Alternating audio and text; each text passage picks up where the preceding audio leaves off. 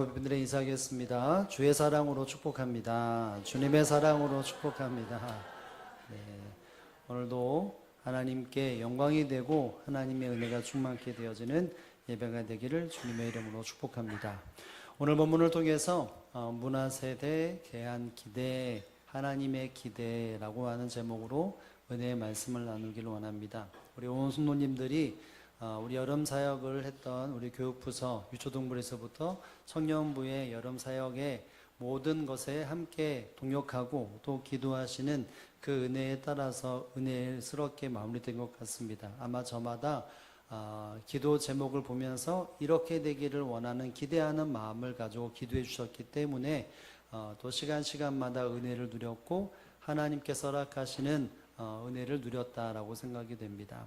여러분, 이처럼 우리는 이 땅에 살아가면서 의미 있게 살아가고 또 행복을 경험하기 위해서는 기대감을 가지고 그 기대 앞에서 내 삶을 내어드릴 때 이 땅에 진정한 행복을 누린다는 것을 알 수 있습니다. 우리는 나름대로 기대감을 가지고 살아가는 존재가 되어져야 합니다. 자녀들에 대한 기대감, 또 남편에 대한 기대감, 또 아내에 대한 기대감, 또 내 자신에 대한 기대감, 직장에서의 기대감, 이와 같은 기대감을 가지고 그것을 삶 속에 더욱더 매진할 때 하나님의 은혜를 누릴 수 있다고 말할 수 있을 것입니다. 아울러서 우리가 기대감을 가지고 있듯이 하나님은 우리 각자 한 사람 한 사람에 대한 기대감을 가지고 있다는 사실 또한 우리는 기억할 수 있어야 합니다. 하나님은 하나님의 한 사람 한 사람을 선택하여 구원하셨을 때에 그 구원들과 함께 이 땅에 살아가는 성도로서의 기대감을 가지고 한 사람 한 사람을 인도하신다는 것을 알아야 합니다. 그 기대에 부응할 때에 하나님 앞에 허락되어지는 기쁨과 즐거움을 계속해서 누릴 수 있다라고 말할 수 있겠죠. 오늘 본문에 보면 바로 문하셋이라고 하는 사람이 등장을 합니다. 여러분, 문하셋은 남유다의 여러 왕 중에 한 명입니다. 14번째 남유다의 14번째 왕이 바로 이 문하셋이라고 하는 왕이었습니다. 문하셋의 아버지는 누구였을까요? 바로 히스기야 왕이었습니다.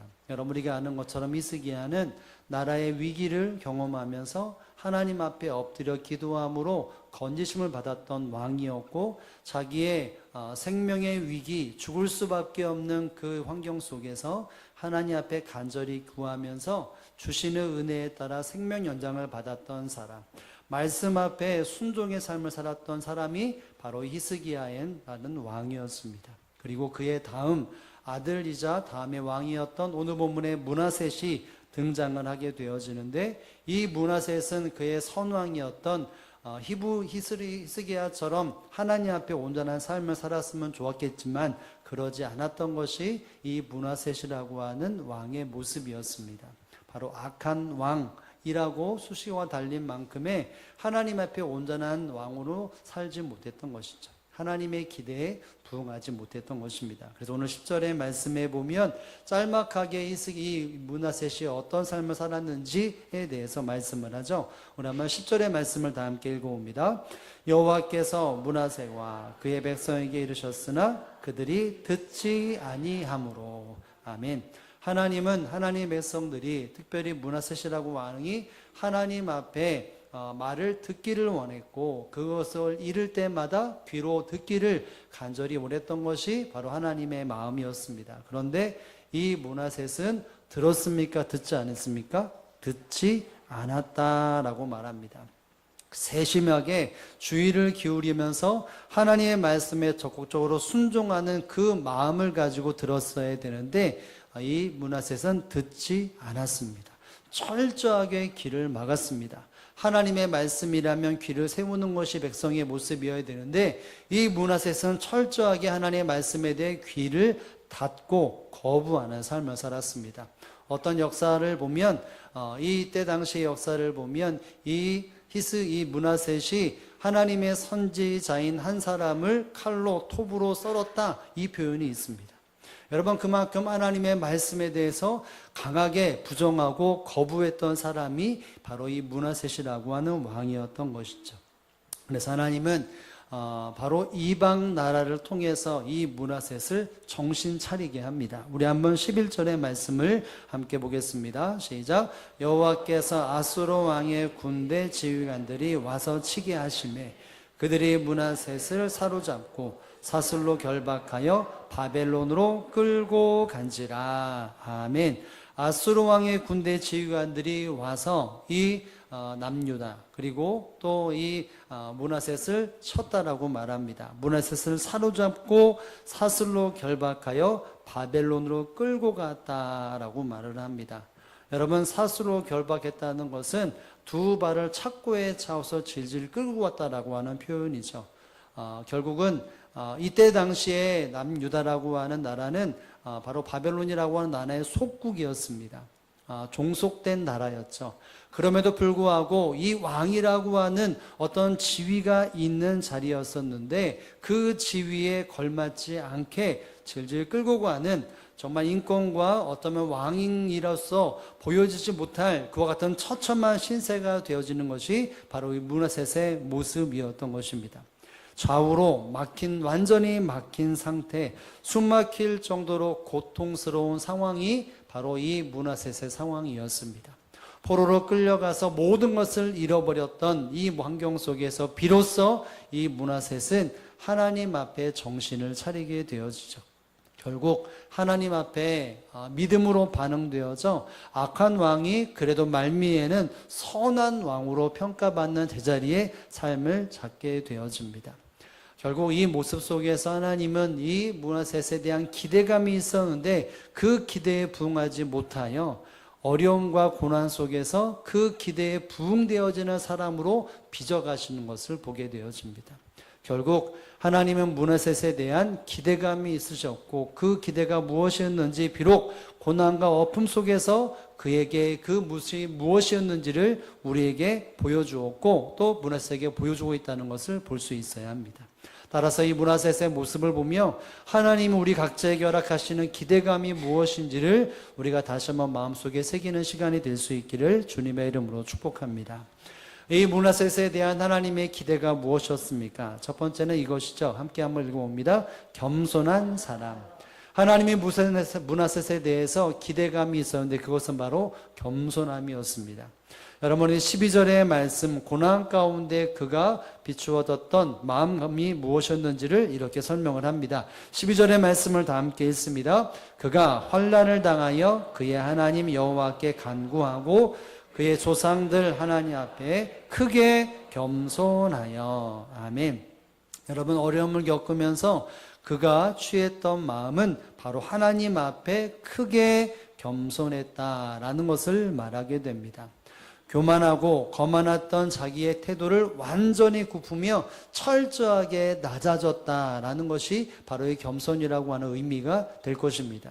우리가 읽지 않았지만 현대인의 성경에 보면 이 부분을 이렇게 설명합니다. 완전히 자신을 낮추었다 이렇게 말합니다. 자기가 낮출 수 있을 만큼 완전하게 낮아졌다라고 말을 합니다. 왕이었지만 임금이었지만 왕으로 서 있는 것이 아니라 하나님 앞에 자기 자신을 완벽하게 겸손하게 낮추는 하나님이 어떤 분인 줄로 알고 자신이 어떤 존재인지를 알았기 때문에 자기가 내세웠던 모든 것들을 다 내려놓고 납작 엎드리는 종의 모습을 취했다라고 말할 수 있을 것입니다. 여러분, 문하셋은 환난을 겪고 고난을 겪으면서 비로소 교만한 마음을 내려놓고 하나님 앞에 겸손한 사람으로 서게 되었습니다. 하나님 말씀을 무시했던 그 교만함을 내려놓고 철저하게 회개하고 돌이키는 모습으로 그는 반응했던 것입니다. 이것이 바로 이 문하셋에게 하나님이 기대었던 바로 바였던 것이죠. 이 문하셋은 하나님 앞에 이와 같은 마음을 원래 취해야 됐고 또 어려움 속에서 반드시 이것이 이루어져야 되는데 비로소 이 하나님의 기대에 부응하는 존재가 되었습니다. 여러분, 여기에 간구했다라는 말이 무슨 의미냐면 보통 간구라고 하는 이 단어가 어떤 단어로 쓰였냐면 신체의 질병이 걸렸을 때 하나님 나에게 은혜를 주사 고쳐주십시오. 이것이 바로 간구했다라고 하는 이 단어가 쓰여지는 용례입니다. 결국 이 어려움 속에 나에게는 하나님의 은혜가 필요합니다. 나에게는 하나님의 도우심이 필요합니다. 이것이 바로 겸손한 모습으로 드러나고 있는 이 므낫셋의 모습인 것입니다. 여러분, 사람들은 겸손하면 그제야 비로소 하나님의 은혜를 구하고 간구하고 기도하는 자리에 처하게 됩니다. 이 므낫세가 기도했다는 것은 자기를 알았기 때문에, 자기 자신을 겸손하게 취하였기 때문에 하나님 앞에 엎드려 기도했다라고 말할 수 있는 것입니다. 여러분, 결국 이 므낫셋은 어려움을 겪으면서 하나님의 기대가 무엇인지를 알고 철저하게 자신을 낮추며 겸손하여 하나님만을 바라보고 의지하는 이 신앙의 모습을 갖추었던 것이죠. 이것이 바로 이 므낫셋을 향한 기대감이었고, 비록 어려움이었지만 그 어려움 속에서 이 기대에 부응하는 삶을 살았던 것이 바로 이 므낫셋의 모습이었음을 우리는 알아야 합니다. 사랑하는 성도 여러분, 하나님은 하나님의 사람들을 만나시고 또 그들을 사용하실 때마다 그들에 대한 기대는 늘 겸손함이었습니다. 상황에 따라, 여건에 따라 그 한 사람 한 사람을 들어 사용하시면서 높은 자리, 사람들이 우러보는 자리에 그들을 세우시면서 그 한 사람 한 사람에 기대하시는 바는 바로 겸손한 사람, 하나님의 종다움으로 살아가는 것이 그 기대였던 것입니다. 그런데 하나님의 사람들이 그 자리가 은혜라는 사실들을 어느 순간 잊어버리고 망각함으로 하나님의 기대에 부응하지 못하는 삶을 살았던 것입니다. 그래서 때로는 어려움을 당하기도 하고 아픔을 당하기도 하고 그 자리에서 납작 엎드리도록 그 자리에 내려놓게 하시는 것이 하나님의 섭리였고, 그 일들을 통해서 결국은 낮추시는, 겸손케 하시는 하나님의 손길들이 임했다는 것을 우리는 꼭 기억할 수 있어야 합니다. 여러분, 그래서 우리가 아는 것처럼 잠언의 참 지혜가 무엇인지를 설명하는 잠언 29장에 보면 하나님이 교만이라고 하는 것을 어떻게 대하시고 겸손이라는 것을 어떻게 반응하시는지에 대해서 우리에게 설명하고 있는 바를 우리는 볼 수 있습니다. 우리 잠언 29장 23절의 말씀을 한번 보겠습니다. 시작. 사람이 교만하면 낮아지게 되겠고 마음이 겸손하면 영예를 얻으리라. 아멘. 하나님이 사람들을 사용하시면서 그들을 세울 때에 그 사람이 교만하면 어떻게 됩니까? 그렇죠. 낮아지게 됩니다. 하나님이 그 자리를 내려놓게 하시고 낮은 자로 이끌어 가게 되신다는 것입니다. 하나님이 은혜로 그 자리에 이끄셨는데 그것에 대해서 교만한 마음을 반응하는 사람이라면 그 자리에서 모든 것을 포기하고 내려놓게 하신다는 것이죠. 여러분, 대표적으로 우리가 기억할 수 있는 사람은 바로 사울 왕일 것입니다. 왕이 되었을 때 겸손함으로 하나님 앞에 순종하며 성령의 신을 받아서 예언도 했고 왕으로서 존경도 받았지만 시간이 흐르면서 자기 이름을 드러내기를 원했고 자기가 어떤 왕인지를 자기의 능력으로 그 자리를 보유하고자 애썼을 때에 하나님은 그 자리에게 내려놓게 하시고 그 다음 왕 바로 다윗을 왕으로 세우셨습니다. 오늘 본문의 므낫셋도 하나님 앞에 겸손하지 못하였기 때문에 결국 낮은 자로 포로 끌려가겠다는 것을 이 말씀을 통해 확인할 수 있습니다. 반드시 하나님은 교만한 마음을 취하는 사람들은 낮아지게 만드시는 것이죠. 반대로 마음이 겸손한 사람은 무엇을 얻게 하십니까? 영예를 얻게 하십니다. 이 영예는 다른 말로 말하면 명예라고 말할 수 있고요. 또 다른 쉽게 말한다면 존경을 받게 한다, 이런 의미가 담겨 있습니다. 하나님이 은혜로 한 사람 한 사람을 높은 자리에 또 존경받는 그 자리에 이르렀을 때 하나님은 계속해서 사람들에게 존경받게 하고 명예를 허락해 주신다는 것이죠. 여러분, 하나님의 기대는, 모든 성도들에 향한 기대는 결국 겸손함으로 하나님 앞에 하나님을 의지하는 삶을 살게 하시는 것이 하나님의 기대이고 계획이고 섭리라는 사실들을 알아야 합니다. 그러면 하나님은 계속해서 그 한 사람을 귀히 여기시고 높은 명예로 이끌어 가시며 하나님이 어떤 분인지를 그 한 사람 한 사람을 통해 하나님이 어떤 존재를 밝히 드러내시는 하나님이라는 것을 알아야 합니다. 그러므로 사랑하는 성도는 우리는 하나님 앞에 뭐 해야 합니까? 겸손해야 합니다. 낮은 자리에 있어야 합니다. 나는 아무것도 아니고 이 모든 것이 하나님의 은혜인 것을 기억하면서 모든 환경 속에 겸손함으로 취해야 될 모습은 엎드려 기도하는 것입니다. 수많은 환경 속에서 나는 하나님의 은혜가 필요합니다. 많은 사람들에게 박수받는 그 순간에도 나는 하나님의 은혜가 필요합니다. 어려움을 경험할 때도 하나님의 은혜가 필요하고 그것을 뛰어넘었을 때도 하나님의 은혜로 된 것이라는 것을 인정하며 삶을 살아가야 합니다. 그러면 하나님은 끝까지 그 인생을 책임져 주시고 이끌어 가시는 은혜를 경험하게 되는 것이죠. 오늘 우리의 마음속에 하나님의 기대가 무엇인지를 우리는 밝히 알아야 합니다. 하나님이 나에게 원하시는 것은 바로 겸손입니다. 하나님 앞에 엎드리는 것이고 하나님 앞에 부르짖는 것이고 하나님을 의지하는 것이 바로 하나님의 기대인 것을 여러분 기억할 수 있기를 주님의 이름으로 축복합니다. 20세기에 예수라고 별명을 붙었던 슈바이처 박사라고 하는 사람이 있습니다. 여러분이 슈바이처라고 하는 사람, 여러분이 적어도 한 번 이상 들어봤을 법할 때 아프리카의 수많은 병자들을 고치고 병원을 세워서 사람들에게 육체적인 회복뿐만이 아니라 영혼의 회복을 위해 힘썼던 사람입니다. 이 슈바이처는 평생을 그곳에서 쏟아붓는 인생을 삶을 살았습니다. 자기가 모든 것을 자기의 능력과 하나님의 은사를 가지고 모든 것을 쏟아부었지만 그 일들 속에 또 수많은 사람들에게 도움을 받아야만 했습니다. 그래서 많은 사람들이 기금을 모아서 한 모든 일들을 이 병원을 꾸려갖고 사람들에게 복음의 통로로 쓰임을 받았습니다. 이와 같은 모습 속에 저마다 사람들이 이 슈바이처 박사의 사역관에 동참하기를 냈었고 기쁨으로 동참을 했습니다. 그러다가 이 슈바이처 박사가 자기가 태어난 고향을 가서 기금을 모으기 위해 가게 됩니다. 가기 전에 사람들에게 내가 간다라고 하는 소식을 전하게 됩니다. 수많은 친척들과 아는 사람, 친구와 동료들은 이 슈바이처 박사가 온다라고 하는 시간과 그 시간 앞에서 그 열차에 다가가서 그를 반기기 위해, 환영하기 위해, 박수치기 위해서 사람들이 모이게 됩니다. 그때 당시에는 기차가 좋은 칸, 그리고 좀 좋은 칸, 좋지 않은 칸 이렇게 나누어져 있었는데 사람들은 저마다 존경받는 슈바이처 박사가 1등 칸, 제일 좋은 자리에 앉아 있을 것이라고 하는 예상을 하고 1등 칸에 다 사람들이 도열을 하고 있었습니다. 사람들이 한 사람 내리고 마지막 사람들까지 내리는데 1등석에는 슈바이처는 타지 않았습니다. 문을 들어서 2등석에 사람들이 나오는 것을 같이 견눈져 보았더니 2등석에 있는데도 이 슈바이처는 내리지 않았습니다. 사람들이 다 빠져나오고 난 이후에 3등석에서 내렸다는 사람이 바로 이 슈바이처 박사였습니다.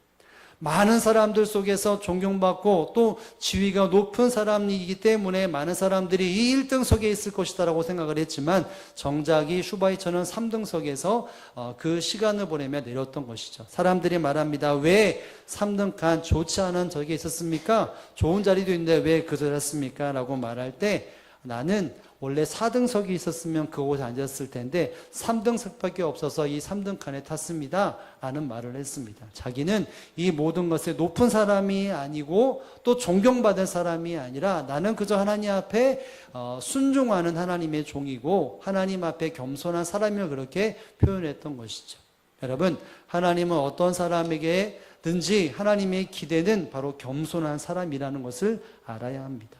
높이 들어 사용하시고 사람들에게 존경받는 그 자리에서 사람들에게 박수받는 자리에서 자기의 위신을 높이는 것이 아니라 늘 낮은 자리에 있고 겸손함으로 하나님을 높이고 하나님의 엎드려 기도하는 자가 바로 하나님 앞에 쓰임받는 사람, 하나님 앞에 하나님의 기쁨의 제목이 된다는 것을 기억하며 저와 여러분 어떤 상황에서도 이와 같은 하나님의 기대에 부응하고 늘 엎드려 기도하며 겸손함을 하나님을 의지하는 저와 여러분의 삶이 되어지기를 주님의 이름으로 축복을 드립니다.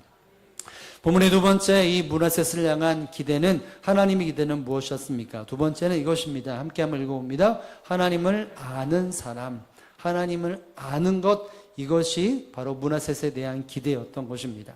여러분, 하나님은 이 문하셋이 엎드려 겸손함으로 간구했을 때 그를 다시 예루살렘으로 이끄십니다. 그리고 왕의 자리에 그를 다시 한번 세우십니다.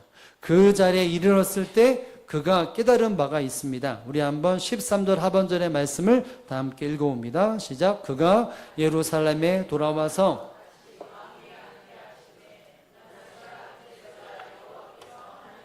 주를 알았더라. 아멘. 속에서 그가 겸손함으로 취하여 하나님 앞에 간구했을 때 하나님은 그를 들어서 다시 한번 기회를 주심으로 예루살렘으로 돌아오게 하십니다. 그리고 그 빼앗겼던 왕의 자리를 다시 복직시켜 주십니다. 그가 왕으로서의 자리를 다시 한번 잡았을 때 그의 마음속 깨닫는 바가 무엇입니까? 그제서야 여호와께서 하나님이신 줄을 알았더라 라고 말을 합니다. 여러분, 이 므낫셋은 하나님이 어떤 분인 줄을 그제서야 알았다라고 표현을 합니다. 여러분, 알았다라고 하는 이 표현은 단순하게 지식적으로 알았다라고 하는 것으로만 국한되는 단어가 아닙니다. 여러분, 우리가 결혼하면 비로소 누구를 압니까? 아내를 알고 남편을 압니다. 성경에 부부로서의 그것을 경험했다라고 하는 것이 바로 이 알미라고 하는 단어에 담겨있는 의미입니다. 또는 군사들이 전쟁터에 나가서 이것이 전쟁터구나 라고 깨달았을 때 바로 이것이 알미라고 하는 것에 대한 의미입니다.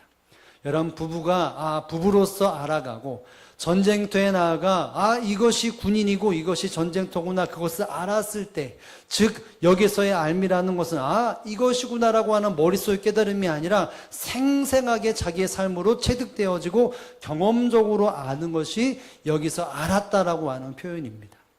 여러분, 우리가 아는 것처럼 므낫셋은 하나님에 대해서 기본적으로 아는 환경 속에서 자랐습니다. 여러분, 질문해 볼까요? 므낫셋은 누구의 아들이었죠? 히스기야의 아들이었습니다. 여러분, 히스기야는 말씀 앞에 순종하는, 그래서 산당들을, 하나님 앞에 우상들을 제거하는 삶을 살았죠. 그리고 위기 속에 하나님 앞에 엎드렸던 사람이었고 자기의 삶의 위기 속에서도 엎드렸던 사람입니다.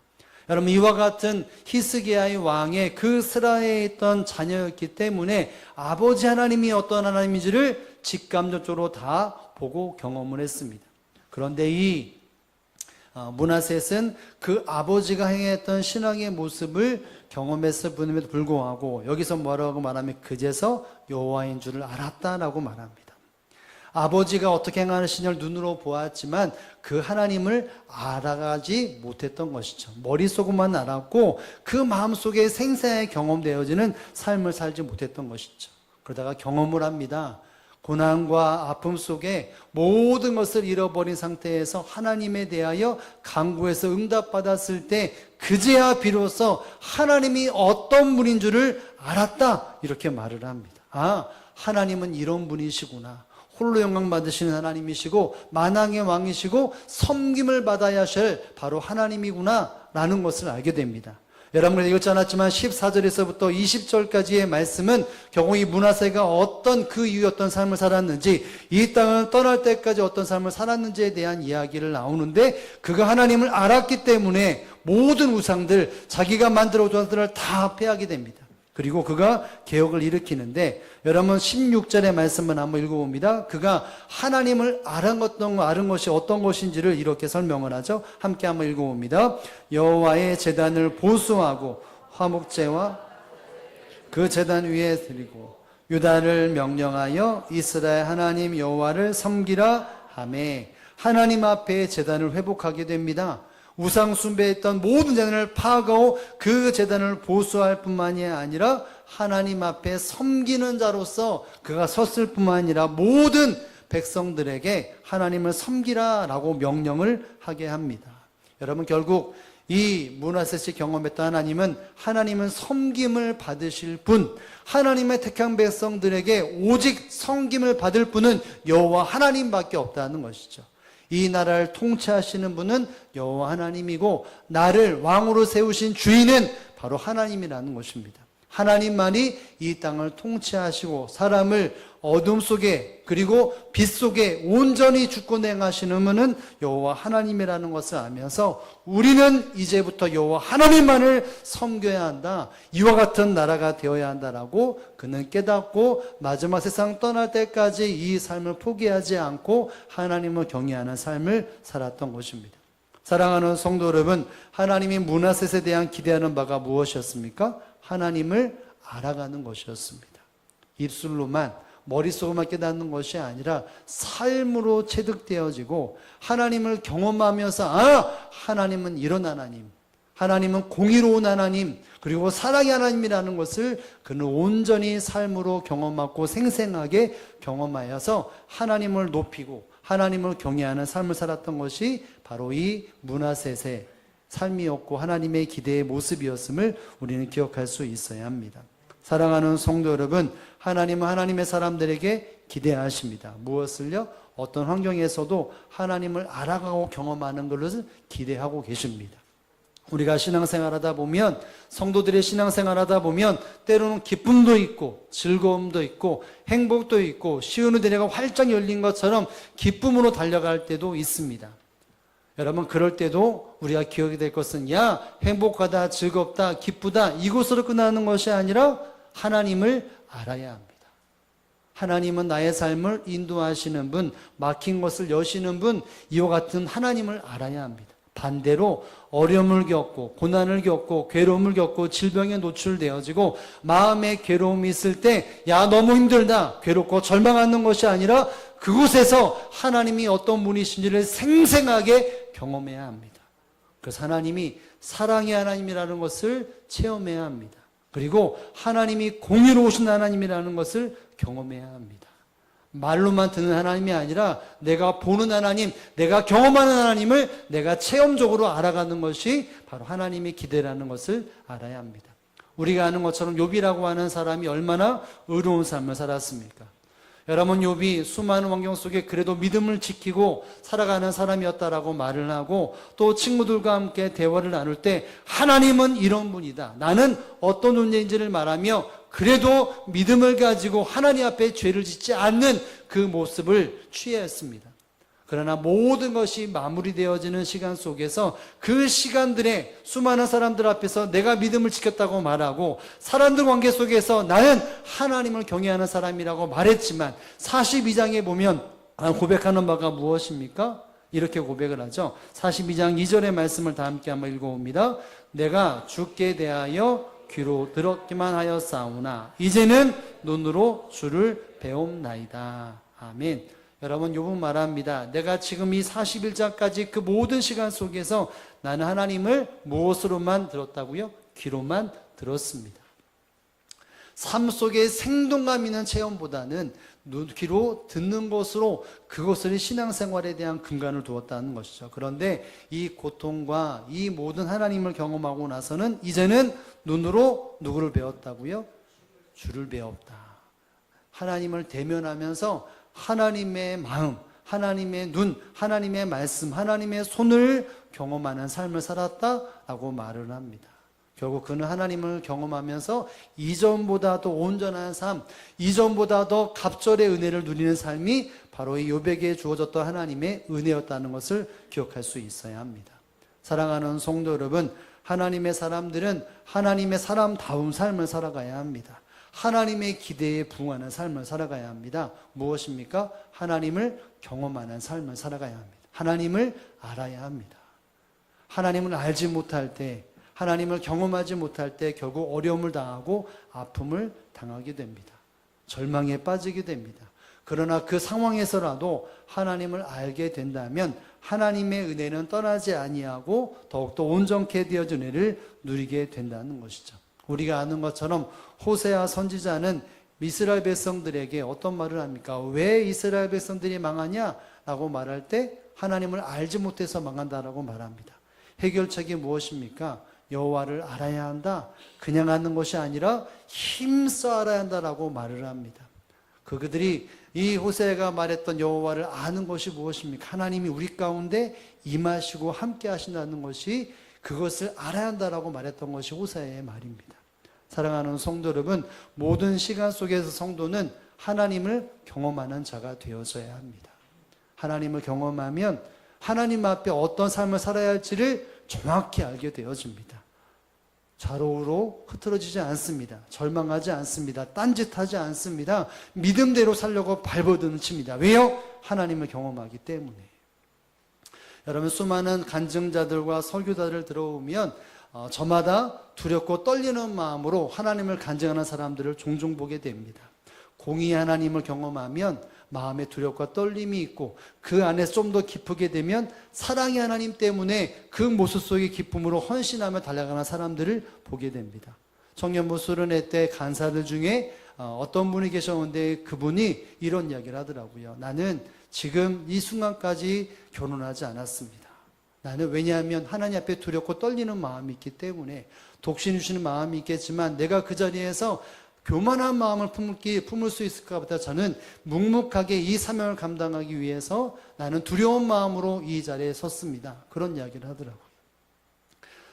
시간마다 하나님을 경험했던 사람들이 그 자리에 설 때마다 하나님을 두려워하는 마음을 가지고 생생하게 뜨거운 마음으로 토를 하며 강연을 하고 설교를 하고 사람들에게 간증하는 모습을 종종 보게 됩니다. 우리 사랑하는 다음 세대가 주 안에서 여름 행사를 잘 마쳤습니다. 우리 유초등부도 영어 캠프를, 그리고 중고등부도 연합수련회를, 청년부도 연합수련회를 수많은 환경 속에 우리 특별히 중고등부와 청년부는 아마도 많은 인원의 대형 집회에 참석을 했습니다. 청년부도 약 보니까 1,500명 되는 사람들 앞에서 찬양을 하고 예배를 드리는데 저마다 이런 이야기를 하는 사람은 종종 있습니다. 스케일이 다르다. 우리가 예배드리는 그 인원과 여기 예배드리는 분위기가 다르고 찬양을 해도 다르고 또 수많은 사람들이 기도하는 것도 막 부르짖고 예배에 열정되는 분위기가 다르다. 그러면서 그들의 마음속에 하나님이 어떤 분이시고 내가 어떤 존재인지를 그렇게 직감적으로 하나님을 경험하는 시간들을 가졌습니다. 여러분, 이 다음 세대들이 그것에 노출되었다면 궁중에서 하나님을 경험했다면 우리가 기도해야 합니다. 이제는 개인적인 삶에서 하나님을 경험하는 삶을 살아가도록, 가정에서, 직장에서 혹은 학교에서 하나님을 경험하는 삶을 살아가도록 여러분 더 많이 기도해야 합니다. 여러분 수련회 끝냈으니까 이 기도 제목으로 기도했으니까 끝나는 것도 있지만 이것이 이제 개인적인 삶 속에 이루어지도록 기도해야 합니다. 그리고 여러분들이 다음 세대 앞에 하나님을 경험하는 삶을 흘려보내야 합니다. 내가 내 삶 속에 말씀으로 하나님을 체험하는 삶을 살아가야 합니다. 그럴 때 우리 다음 세대가, 우리 대흥교회가 하나님을 눈으로 보고 마음속으로 보고 삶으로 공의 하나님, 사랑의 하나님을 바라보며 사명자로 이 땅에 구원받는 자로서의 삶을 온전히 살아낼 수 있는 그 하나님의 기대에 부응하는 자가 되고 가정이 되고 교회가 될 수 있는 것입니다. 그러므로 사랑하는 성도 여러분, 오늘 이 말씀 문화셋을 바라보셨던 하나님의 기대가 무엇인지를 우리는 마음속에 새겨야 합니다. 하나님 문화셋에 어떤 기대를 가셨습니까? 하나님 앞에 크게 낮아지 겸손함으로 하나님 앞에 엎드려 기도하는 것이 바로 하나님의 기대였고, 그리고 무엇보다 하나님을 전심으로 하나님을 삶으로 체득하고 깨닫는 것이 하나님의 기대였습니다. 이 한 주간 하나님 앞에 하나님을 경험하고 하나님 앞에 겸손함으로 하나님에 반응하여 하나님의 은혜를 누리는 한 주간이 되어지기를 주님의 이름으로 축복을 드립니다.